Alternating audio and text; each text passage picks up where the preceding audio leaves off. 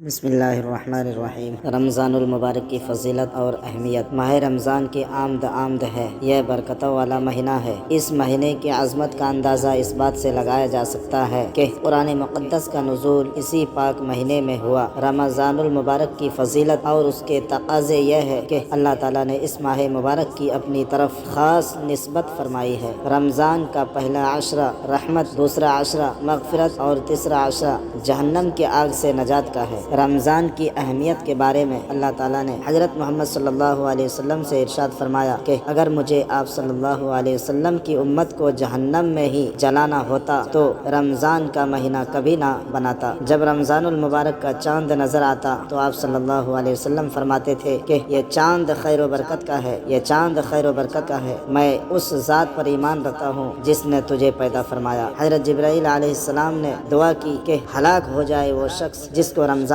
کا مہینہ ملے اور وہ اپنی بخشش نہ کروا سکے، جس پر حضرت محمد صلی اللہ علیہ وسلم نے ارشاد فرمایا آمین۔ حضرت جبرائیل علیہ السلام کی یہ دعا اور اس پر حضرت محمد صلی اللہ علیہ وسلم کا آمین کہنا، اس دعا سے ہمیں رمضان کی اہمیت کو سمجھ لینا چاہیے۔ رسول اللہ صلی اللہ علیہ وسلم کا ارشاد ہے کہ رمضان کی جب پہلی رات ہوتی ہے تو شیاطین کو بند کر دیا جاتا ہے اور مضبوط باندھ دیا جاتا ہے، اور شرکش جنوں کو بھی بند کر دیا جاتا ہے، اور دوزخ کے دروازے بند کر دیے جاتے ہیں، اس کا کوئی بھی دروازہ نہیں کھولا جاتا، اور بہشت کے یعنی جنت کے دروازے کھول دیے جاتے ہیں اور اس کا کوئی بھی دروازہ بند نہیں کیا جاتا، اور ایک آواز دینے والا آواز دیتا ہے اے نیکی کے طالب آگے بڑھ کہ نیکی کا وقت ہے، اور اے بدی کے چاہنے والے بدی سے رک جا اور اپنے نفس کو گناہوں سے باز رکھ، کیونکہ یہ وقت گناہوں سے توبہ کرنے کا اور ان کو چھوڑنے کا ہے اور خدا تعالیٰ کے لیے ہے، اور بہت سے بندوں کو اللہ تعالیٰ معاف فرماتے ہیں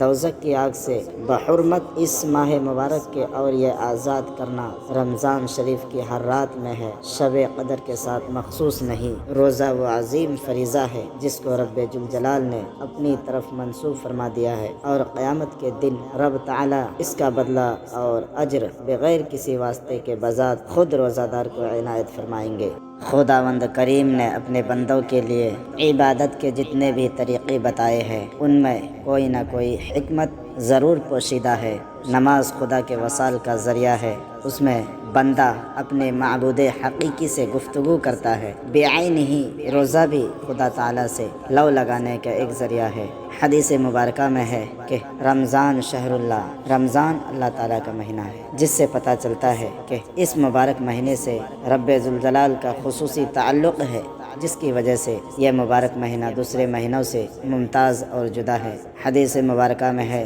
کہ رمضان ایسا مہینہ ہے کہ اس کے اول حصے میں حق تعالیٰ کی رحمت برستی ہے، جس کی وجہ سے انوار و اسرار کے ظاہر ہونے کی قابلیت و استعداد پیدا ہو کر گناہوں کے ظلمات اور معصیت کی کثافتوں سے نکلنا میسر ہوتا ہے، اور اس مبارک ماہ کا درمیانی حصہ گناہوں کی مغفرت کا سبب ہے، اور اس ماہ کے آخری حصے میں دوزخ کی آگ سے آزادی حاصل ہوتی ہے۔ حضرت جابر بن عبداللہ رضی اللہ تعالی عنہ سے روایت ہے کہ حضور صلی اللہ علیہ وسلم کا فرمان ہے کہ میری امت کو ماہ رمضان میں 5 چیزیں ایسی عطا کی گئی جو مجھ سے پہلے کسی نبی علیہ السلام کو نہ ملی۔ پہلی یہ کہ جب رمضان المبارک کی پہلی رات ہوتی ہے تو اللہ تعالیٰ ان کی طرف رحمت کی نظر فرماتا ہے، اور جس کی طرف اللہ تعالیٰ نظر رحمت فرمائے اسے کبھی بھی عذاب نہ دے گا۔ دوسری یہ کہ شام کے وقت ان کے منہ کی بو یعنی جو بھوک کی وجہ سے ہوتی ہے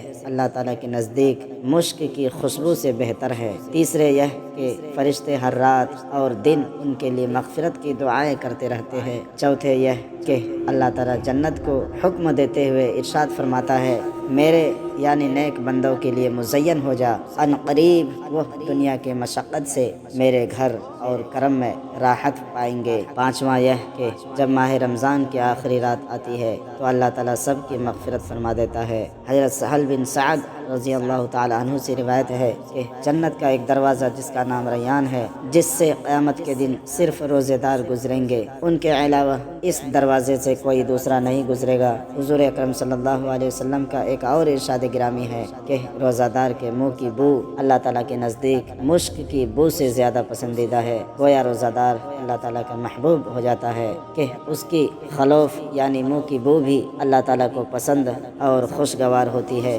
رمضان کے اس مبارک ماہ کی ان تمام فضیلتوں کو دیکھتے ہوئے مسلمانوں کو اس مہینے میں عبادت کا خاص اہتمام کرنا چاہیے اور کوئی لمحہ ضائع اور بیکار جانے نہیں دینا چاہیے۔ اس ماہ مبارک میں ایسے انداز میں عبادت کو فرض کے طور پر متعین فرما دیا گیا ہے کہ انسان اس عبادت کے ساتھ اپنی تمام ضروریات و حوائج میں بھی مصروف رہ سکتا ہے اور عین اسی خاص طریقے عبادت میں بھی مشغول ہو سکتا ہے۔ ایسی خاص طریقے کی عبادت کو روزہ کہا جاتا ہے جسے اس ماہ میں فرض فرما دیا گیا ہے۔ روزہ ایک عجیب عبادت ہے کہ انسان روزہ رکھ کر اپنے ہر کام انجام دے سکتا ہے۔ روزہ رکھ کر صنعت و حرفت، تجارت و زیارت ہر کام بخوبی احسن کر سکتا ہے، اور پھر بڑی بات یہ ہے کہ ان کاموں میں مشغول ہونے کے وقت بھی روزے کی عبادت روزہ دار سے بے تکلف خود بخود صادر ہوتی ہے اور اس کو عبادت میں مشغولی کا ثواب ملتا رہتا ہے۔ ناظرین، ویڈیو اچھی لگے تو ویڈیو کو لائک اینڈ شیئر اور چینل کو سبسکرائب ضرور کیجیے۔